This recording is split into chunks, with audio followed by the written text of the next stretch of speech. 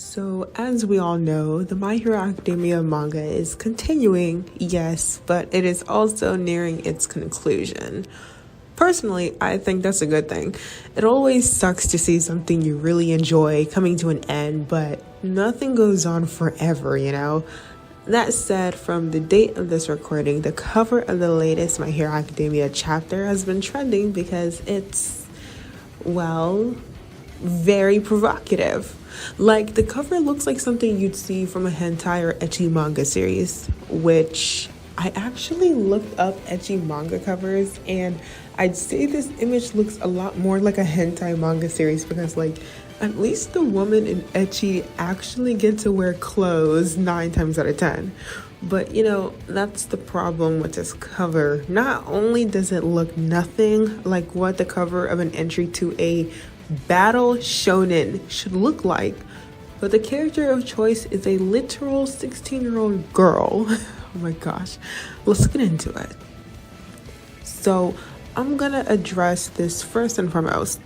Yes, I understand that Hagakure, Toru, and all of the My Hero Academia characters that are fictional.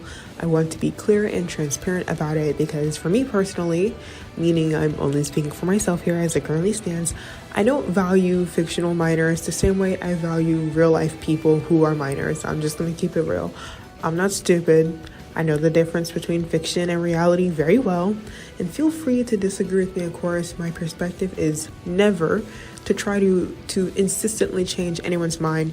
I'd just like for my opinion to be heard, especially on my own channel. But as I was saying, I know the difference between fiction and reality. I know the difference between CP, drawn or otherwise, and then questionable lolicon or shotacon or whatever other such term content. I know the difference between a minor and then a fictional character who is a minor in their universe. Okay, you can't play me for a fool because that I am not. So I understand very well that by that sense, no, this weird, ugly cover won't make the world stand still or something. But I want to complain about it and drag it anyway because it's just fucking gross to me and it's weird. So My Hero Academia has always had this problem, to be real, of constantly sexualizing its female characters. The sexualization of women in anime, whether it be women fans or women anime or manga characters, has been talked about so damn much that for now at least, I don't feel like I need to explain that topic any further than what's already being discussed. You, my Jimbos, are all very big, likely grown people, right? Who are more than capable of using this visual search engine to listen to some other commentary or podcast or video essay channels about the sexualization of female characters. Plus, plenty of them articulate on that topic so much better than I ever could. Still, as annoying as I often find the portrayal of women characters in anime and manga to be, given that it often takes away from the character being represented as an actual character, what I find even more irritating is that the sexualization often extends to little fucking girls. It's just fucking gross. Okay, so the cover of the latest My Hero Academia chapter features Hagakure Toru, a little 16-year-old girl who attends UA. In this next segment, I'm going to tell you a little more about her, including some other honorable mentions in this discussion. As I already said, Toru Hagakure is a young 16-year-old girl who attends UA. Her quirk is officially known as invisibility, and the kind of invisibility that she expresses in this franchise is total invisibility. Total in the sense that she cannot pick and choose when she wants to be visible to the naked eye and when she wants to be invisible. Whether or not she likes it, she's always invisible, and that's just how it is. Note that her power is simply invisibility, and it's a rather simple version of it too. She doesn't have the power of imperceptibility or absolute concealment. Also note that I am referencing the Powerlifting Wiki because I love that site for researching powers. People debate on how in the hell she even made it into the school, but if I remember right, the general belief amongst the fandom is that she basically stealthed her way through the exam and likely shut the robots off, since Her quirk is hardly great for fighting big foes like that. She is usually fully clothed and has actually expressed being embarrassed at the thought of somehow having her body exposed. However, Horikoshi designed her a hero costume that leaves her essentially naked at all times, and if she wants to go full invisible, she'd have to ditch the gloves and shoes and go butterball naked. Oh my god. She's obviously training to be a hero, no different than everyone else in Class 1A, and is on a journey to do so. She's bubbly and sprightly and is all around a fun and spunky girly girl who wants to put her invisibility to good use. Now, let me remind you of a few other characters that are important to this point that I'm trying to make. Momo Yaoyorozu, whose quirk is creation. Enjiro Kirishima, whose quirk is hardening. Mirio Togata, whose quirk is permeation. Yaoyorozu and Kirishima are both fellow classmates of Hagakure. Meanwhile, Mirio is the senior to all of them, both age-wise and school-wise through seniority. The interesting thing that all three of those 1A kids share is a theme amongst their hero costumes. The theme in question being they're highly exposed. As we established, Hagakure's costume is, well, hardly a costume at all. She wears literally nothing, not even underwear, and the only pieces of clothing she's given are these big, ugly-ass gloves and shoes. She is quite literally completely naked. Momo is much more clothed than Hagakure, but she has this weird strap thing that sits above her boobs and pushes them together, because I'm assuming that's its purpose, because I don't know what the fuck else it's supposed to be. So she has this weird strap thing that sits above her boobs and like pushes them together, and a pretty deep like slit or split, I would say, in the front of her outfit, which reveals most of her boobs and plenty of her stomach. Not to mention this really weird set of belts that like hang around the bottom of her catsuit, and honestly, I feel like that's a pretty unnecessary thing to add to her uniform. Plus, I don't understand how there's an initiative to hide her butt and side vajayjay, but exposing her titties is fine. Like, what? Anywho, it's bothersome not only to me, but to many My Hero fans that these female characters, and especially Momo, the one we can actually see every time she's on screen, is in such provocative outfits. If they were grown, I honestly would not give a damn, as most people probably wouldn't. So I don't want to hear shit about being a prude or some shit like that.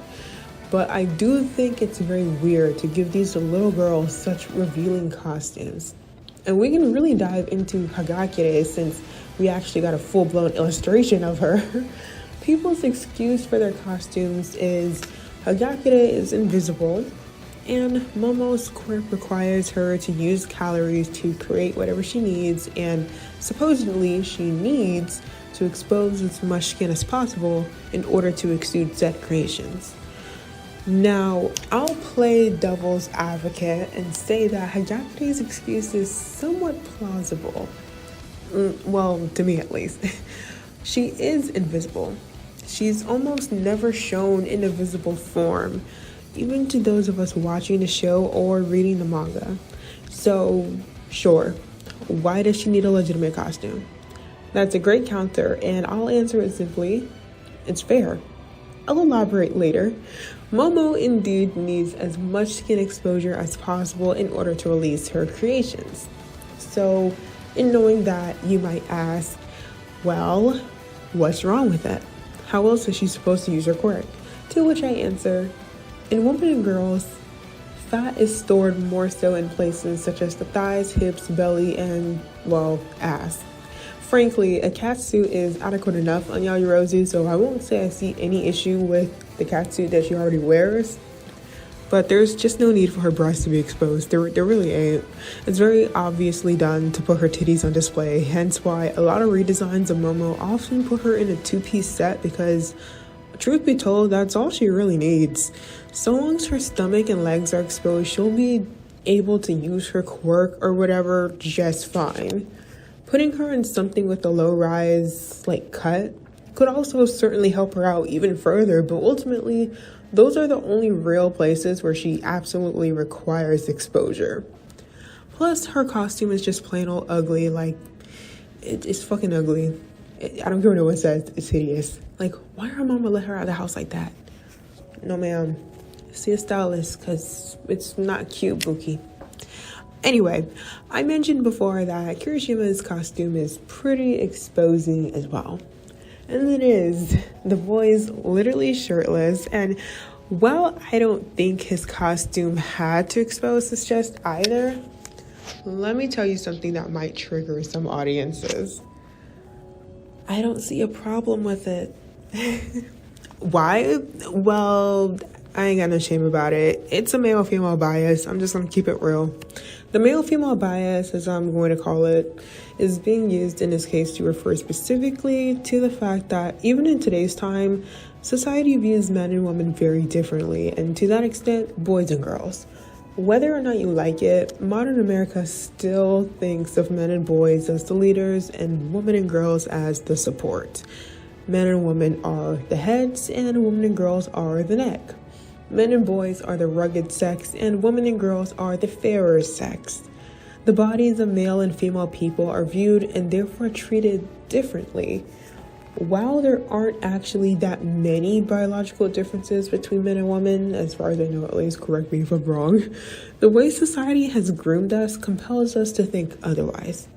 Sex-wise, the differences are very basic, self-explanatory even. Gender-wise, traditional American beliefs paint a whole nother picture. The thing is, breasts have long since been uber sexualized, and no, I don't know why, and I don't think that they should be. I see them as milk making machines, and I don't really see it as anything more than that. I don't know why it's super. I don't know why it's super sexualized. Well, I'll take a lucky guess. Men and people of the male race had long since been in control of media and therefore had the ability to dictate and display female bodies however they like. From the male perspective, as far as media goes, the purpose of a woman or female character in a narrative is to either suffer, be ogled, or become someone's prize and nothing more, or all any above. Under the male gaze, as it's often called these days, the characterization and respectful portrayal of female characters is almost always an afterthought. And under the male gaze, men are to be portrayed as powerful, especially physically. Hence, you need to understand, Kirishima's abs, and by that extent, the abs of so many other male characters, it isn't for the people who are interested in men per se. Rather, the purpose of showing off those male abs is for the sake of men being able to be seen as strong, capable, dependable, sturdy, etc. The easiest way to convey that in a man is through physical ability. Does he look strong enough? Does he look like a man who could beat the hell out of somebody? This concern doesn't apply to women, and ultimately the point is that while abs can be considered sexy to people, those things aren't supposed to be inherently sexual. And generally speaking, I mean, they're not treated that way. People don't see those things as inherently sexual. The way breasts are seen in the same sort of light as someone's Gucci, just keeping it real, the way breasts are seen in the same sort of light as someone's Gucci, men's chests are just not. So while I understand this sort of claim, this claim of there's nothing wrong with Momo or Hagakure's costumes, and if there is, what about Kirishima? The problem of your claim is that it's a matter of whataboutisms, and frankly, your whataboutisms don't mean anything. They don't mean anything because it completely ignores the nuances that you must acknowledge in order to understand the whole picture, and then to paint the whole picture accurately. A girl's chest being exposed and a boy's chest being exposed sends different signals because they channel different emotions for most people. Even in a society where we push to blur the lines a little more between the masculine and feminine gender, and to that extent the male and female anatomy, the reality is this doesn't reflect the opinions of the majority at all, frankly. People don't view girls the way they view boys, and that's what this bias comes down to. And I am far from the only person who understands or who often perceives the world with that bias. So with that being said, while Kirishima's outfit is high-key just as unnecessary, it's hardly comparable to that of Momo and Hagakure's. Not to mention the biggest flaw in the justification for their costume designs is Mirio Togata. Mirio has a pretty useful quirk, you know. I can't recall if he ever got it back, so to speak, but his quirk is pretty useful all the same. He has the power to warp through physical forms. He has the ability to become permeable. And what's miraculous is that his hero costume has the ability to mimic that. And you know how? Technology. His costume is made by powerful technology that has the capability to create a special kind of fabric out of his own DNA. His DNA, y'all. And that is why I cannot take any excuses seriously. Hagakure might be invisible, yes, but she could totally have a legitimate invisible costume. Momo might need skin exposure, of course, but she can totally get a better built costume, and low-key, she could have a costume that's pretty modest actually, given that she has a pretty modest style otherwise. And if you're so inclined, this could even apply to Kirishima.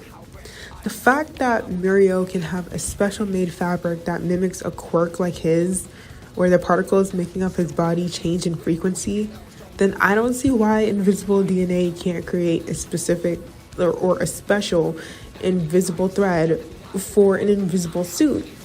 The fact that Mirio's suit exists proves that the state of Hagakure's costume, or lack thereof, has more to do with being able to do shit like this, and less to do with this idea that because she's invisible, she can't get a specially made suit.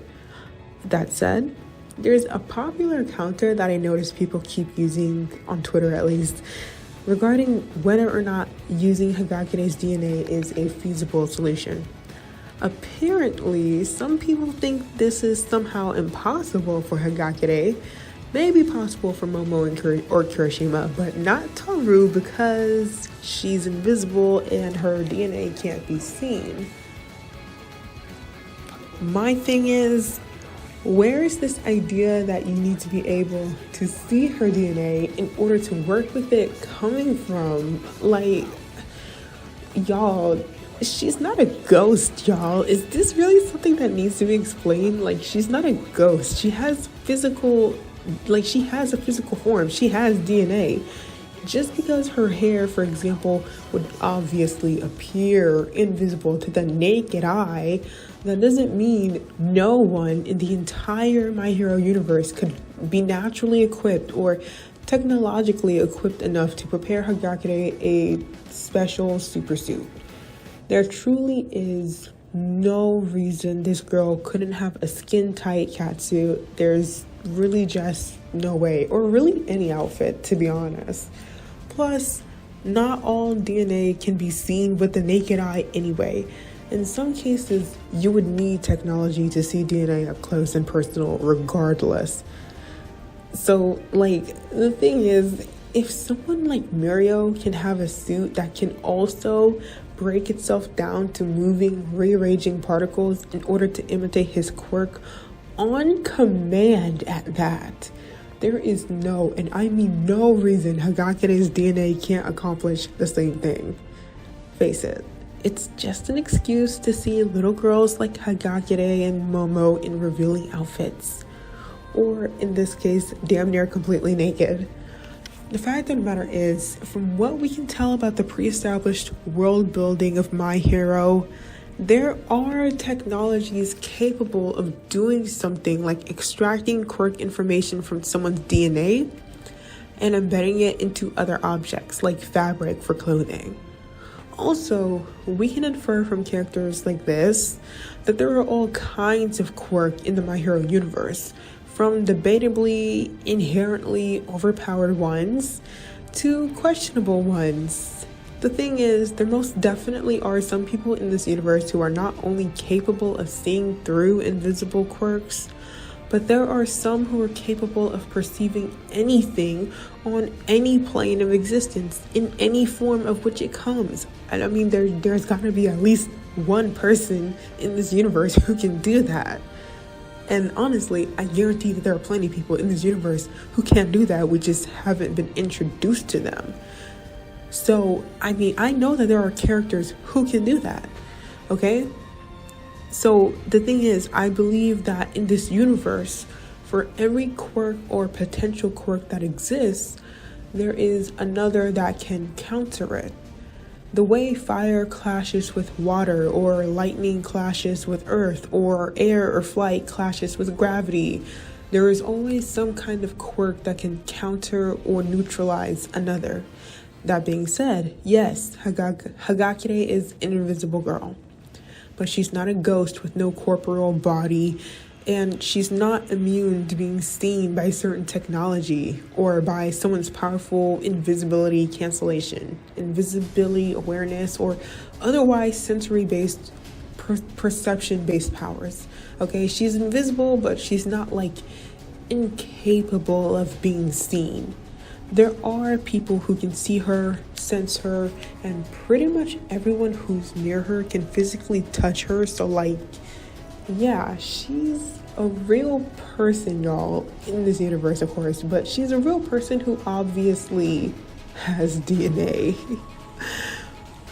Therefore, yes, Hagakure and Momo and any other character of the sorts are totally capable of having super suits made with their DNA. And you know, okay, I want to throw this in here because like this is another counter argument that I didn't realize was a thing until like after I did even more digging about the topic of this video. Okay, so some people are also trying to make this counterclaim of, oh, well, unless you have a quirk like Mirio's, you can't have a suit made out of your DNA. And my thing is, who told you that? Who told you that? Like, where did you hear that from? Did Horikoshi say that? Did he say that? Where? Okay, because I don't want to hear it coming straight out of your ass. I want to know where he said that specifically. Where did this dude say specifically, word for word, yeah, you can't have a super suit made out of your DNA if you're like an emitter type, or if you have a quirk that just isn't like Mirio's. Like, you need to have a quirk like Mirio's in order for it to work. Who said that? Horikoshi definitely ain't say that, because I don't remember him saying that at any given point in time. Please correct me if I'm wrong, but I don't remember at any given point in time anything throughout the whole manga and the anime, because even though I'm not all the way caught up with the manga or anime right now, I still am aware that what's happening right now in My Hero, at least on the manga side, what is currently happening right now is that they are still in this big ass, gigantic, stale ass war, okay? They're still in this really long-winded, stale ass war arc with One for All, okay? As far as I'm concerned, it ain't talking nothing about super suits and shit like that. We have moved well beyond the topic of super suits in the My Hero Academia manga, let alone anime. And so that is literally just to say, why is it that word vomit, how come you would need to have a quirk like Mirio's in order to have a specially made DNA infused super suit? Tell me where tell me where Horikoshi says that.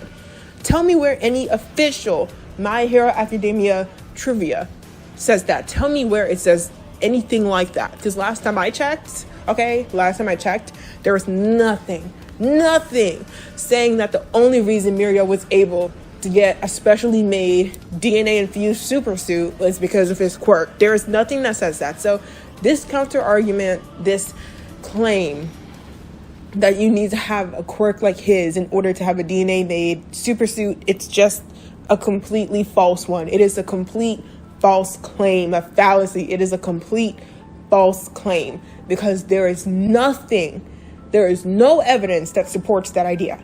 So Nah, that rebuttal, it doesn't work. Just saying. That counter argument does not work. Okay, this idea that DNA has to be physically seen, like I said, it's so stupid. It's dumb because, again, we have technology, and again, there are people with quirks who are capable of seeing Hagakure. Plus, as far as Momo is concerned, just to kind of hammer this idea through, this notion that she can't have clothing that allows material to phase through it, like Mario, it's just bullshit. It's just bull. She could totally have her own costume that mimics her quirk, or even better, she could have a super suit that mimics other people's quirks, particularly Mario's, so that physical objects can not only submerge from Momo's body, but can also phase through the outfit of choice. Based on the technology and stuff of the world, I think this is plausible. Honestly, I do. I think it's plausible. I think it's reasonable. And, it allows these girls to be cute, stylish, and given the respect they deserve. I refuse to say sexy because, let's be real, these little 15, 16-year-old girls only dress the way they do. Literally, they only dress the way they do as far as hero costumes are concerned because Horikoshi wanted them to be sexy.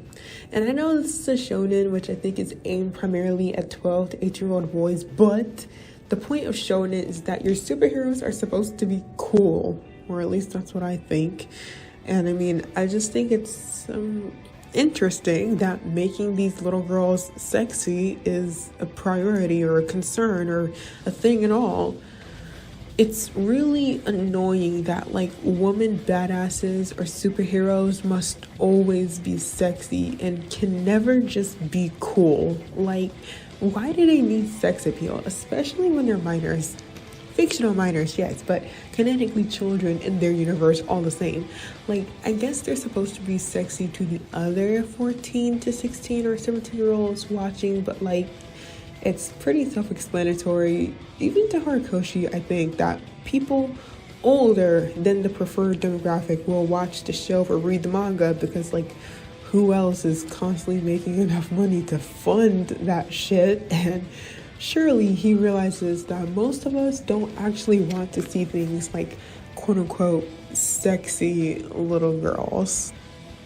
There is definitely a way to pander to the appeal of little boys more in these characters' age range, while also keeping the kids age appropriate so as to not weird out many of your older fans. I'm certain there is a way to do that.